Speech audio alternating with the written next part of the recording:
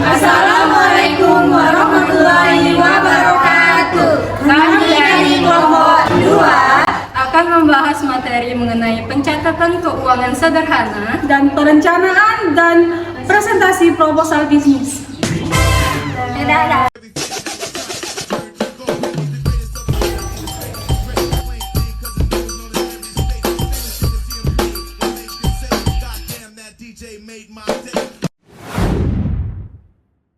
Apa sih proposal bisnis itu? Proposal bisnis berasal dari istilah dalam bahasa Inggris yaitu to propose atau mengajukan.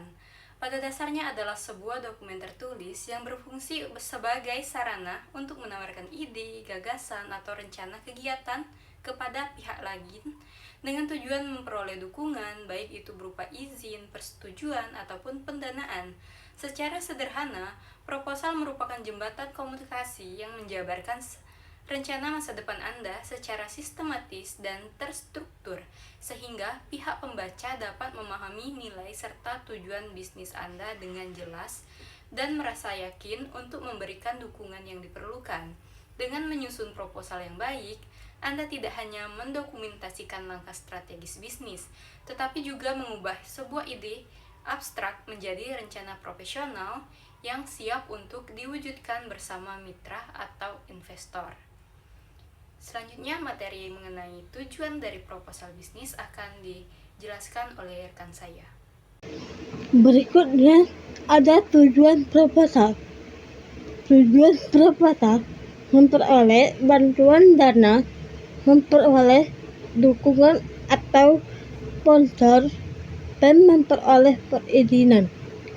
Unsur-unsur proposal yaitu nama atau judul kegiatan, pendahuluan, tujuan, waktu dan tempat, sasaran kegiatan, susunan panitia, anggaran, penutup, tanda tangan, dan nama acara. Manfaat proposal bisnis. Yang pertama, menciptakan proses bisnis dan profesional. Proposal memaksa kita untuk mencatat secara detail latar belakang usaha, target atau goals, sistem manajemen, dan strategi operasional. Dengan adanya catatan yang terstruktur, bisnis tidak lagi dijalankan secara asal-asalan atau sekadar ikut arus, melainkan berjalan di atas sistem yang jelas. Dokumen ini juga menjadi bukti kepada pihak luar seperti bank atau investor bahwa bisnis Anda dikelola secara serius. Contohnya, sebuah UMKM keripik pisang ingin masuk ke supermarket besar. Jika hanya mengobrol lisan, pihak supermarket akan ragu. Namun, dengan membawa proposal yang mencantumkan kapasitas produksi bulanan, standar higienis, dan legalitas usaha, UMKM tersebut akan dinilai sebagai mitra bisnis yang profesional. Yang kedua, proposal kerjasama menjadi acuan bagi masing-masing pihak untuk memahami peran. Dalam kerjasama bisnis, konflik sering terjadi karena salah paham atau tumpang tindih pembagian tugas. Proposal ini berfungsi sebagai peta jalan yang tertulis untuk memetakan hak dan kewajiban setiap pihak secara hitam di atas putih sebelum kerjasama dimulai. Hal ini sangat efektif untuk meminimalkan risiko perselisihan di kemudian hari. Contohnya, Anda kerjasama untuk membuka usaha warung tenda dengan teman. Di dalam proposal disepakati, Anda bertanggung jawab atas modal dan laporan keuangan bulanan, sementara teman Anda bertanggung jawab atas operasional harian dan resep makanan. Jika di tengah jalan ada masalah kekurangan staf, sudah jelas secara acuan bahwa itu adalah wilayah tanggung jawab teman Anda untuk merekrut orang baru. Yang ketiga, proposal kerjasama sebagai alat untuk meningkatkan prospek bisnis. Proposal bisnis adalah alat jualan atau instrumen pemasaran terbaik ketika perusahaan ingin melakukan ekspansi atau perluasan usaha.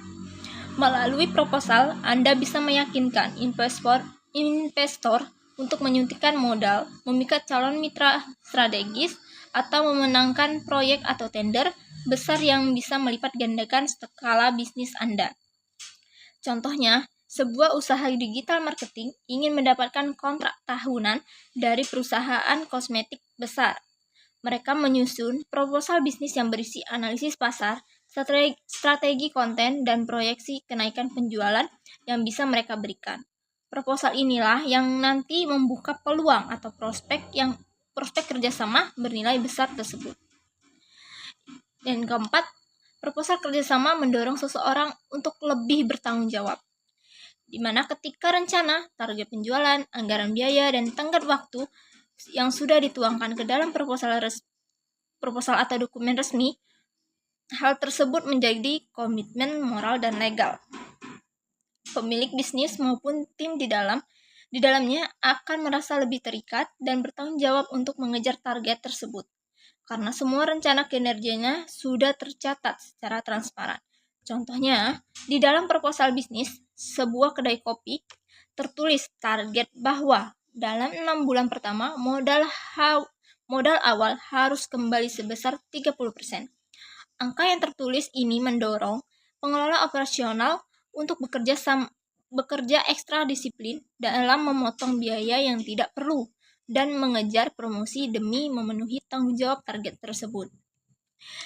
Kesimpulannya, proposal bisnis adalah kompas sekaligus jaminan profesionalisme. Bisnis yang berjalan tanpa proposal ibarat berjalan di tempat berkabut tanpa kompas, di mana akan rentan tersesat dan sulit dipercaya orang lain. Lanjutkan dari sebelum dibawakan oleh teman saya. Proposal kerjasama alat buat meningkatkan prospek bisnis. Dengan adanya kerjasama, maka sebuah usaha akan mendapatkan tambahan modal, baik secara finansial maupun non-finansial, seperti penciptaan jalur distribusi baru atau juga penyediaan bahan standar dan lebih baik. Hal ini tentu akan sangat bermanfaat untuk memajukan usaha. Kerjasama juga akan membawa kawan kerja serta jangkauan pasar semakin luas.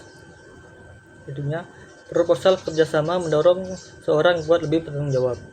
Dengan adanya kerjasama ini, maka seorang pengusaha sudah memiliki kewajiban buat mempertanggungjawabkan aktivitasnya pada pihak lain. Hal ini berbeda dengan sebuah usaha dan dijalankan secara mandiri. Sebab pertanggungjawaban usaha berdikari ini hanya kepada diri sendiri saja, sehingga kurang adanya kontrol. Masing-masing pihak bisa menjadi teman bisnis dan memberikan saran, evaluasi, serta pengontrol yang baik. Aspek-aspek dalam proposal bisnis. Yang pertama itu ada aspek umum, berisi informasi dasar tentang identitas bisnis dan alasan mengapa bisnis ini penting untuk dijalankan. Contohnya, kamu ingin membuka kedai kopi karena di daerahmu banyak orang kantoran, tapi belum ada tempat kopi yang nyaman.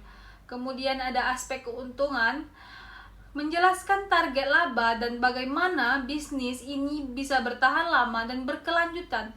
Contohnya adalah menjual 50 cup kopi per hari dengan keuntungan bersih 5.000 per cup. Kemudian ada aspek produksi, proses menciptakan barang. Jika kamu tidak buat sendiri, hanya menjual kembali, jelaskan cara kamu mendapatkan barang tersebut. Contohnya menjelaskan mesin kopi yang dipakai, biji kopi dari mana, dan cara meraciknya menjadi minuman enak. Kemudian ada aspek pemasaran, strategi agar orang tertarik dan akhirnya membeli produkmu. Contohnya itu promosi lewat Instagram, memberikan diskon beli 1 gratis 1 di hari pembukaan atau menargetkan mahasiswa di sekitar lokasi. Kemudian aspek keuangan, catatan tentang modal awal, biaya operasional seperti sewa, listrik, gaji, dan sumber dananya. Ini uang pribadi atau pinjaman. Contohnya modal awal 20 juta dari tabungan pribadi untuk membeli peralatan dan bahan baku bulan pertama. Kemudian ada aspek lokasi. Lokasi fisik atau tempat usaha akan beroperasi. Contohnya menyewa ruko kecil di depan kampus atau dekat perkantoran yang ramai orang lewat. Kemudian ada aspek manajemen. Siapa pemimpinnya, siapa karyawannya, dan apa tugas masing-masing. Contohnya, kamu sebagai pemilik atau manajer dibantu oleh 2 orang barista dan 1 orang bagian kebersihan. Kemudian ada aspek risiko. memikirkan kemungkinan terburuk dan bagaimana cara mengatasinya. Contohnya resiko harga biji kopi naik. Solusinya mencari beberapa supplier cadangan atau menyesuaikan ukuran cup. Kemudian ada aspek waktu, garis waktu kegiatan dari persiapan sampai buka.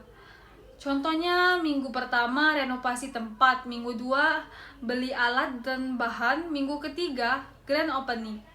Baik, sekian presentasi dari kelompok kami. Kami akhiri. Wassalamualaikum warahmatullahi wabarakatuh. Dadah.